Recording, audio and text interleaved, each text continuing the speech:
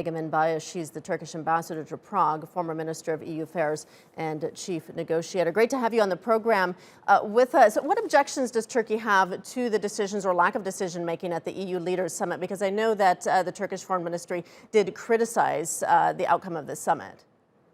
You know the old saying, if the only vehicle you have at your hand is a hammer, everything seems like a nail to you. That's what the European Union Commission or the Council is trying to do these days. Just because they have some financial abilities, they think they can solve all the problems with financial solutions.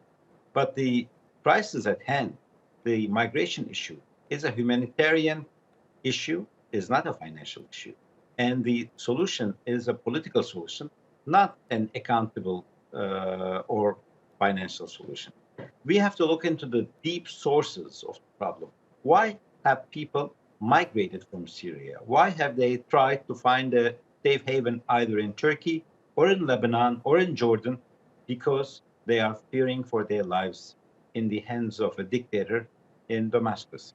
So the core problem is to bring democracy, is the lack of democracy in Syria. And the solution is to convince all of the international partners and players to persuade the government in Damascus to have free and fair elections.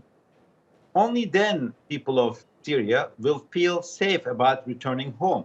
So with 3.5 or even 35 billion, you cannot solve a problem.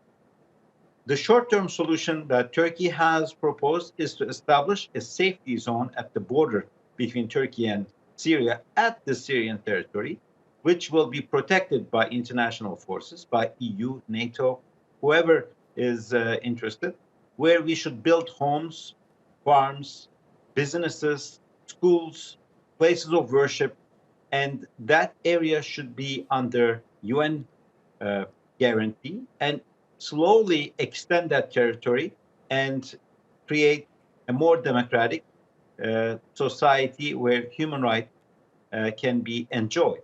Unless we do that, any financial remedy is not going to be enough. Turkey has already spent more than 40 billion US dollars. So another 3.5 or lack of it is not really going to make that big of a change. Right. But of course, an issue of principle, and EU has to assume some responsibility.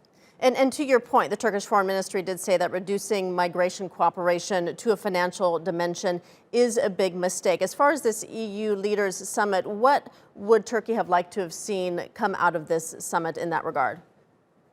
Well, they should have said this is a humanitarian issue and the solution requires a political solution.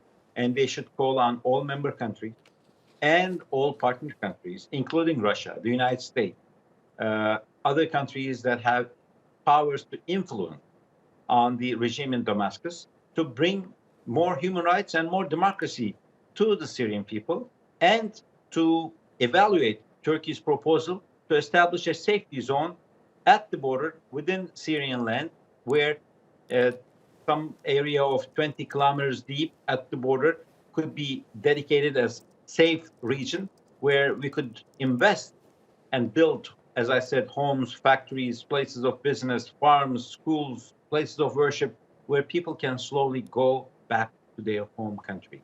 Because the solution is not for them to stay in Turkey, and definitely not for them to migrate to Europe. And that's the biggest fear that European leaders are facing today.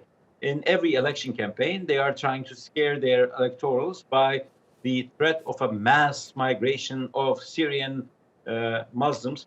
This is not a political game. This is a humanitarian problem which requires a humane solution. All right, we'll leave it there. Egemen Bagis, thank you so much for your time.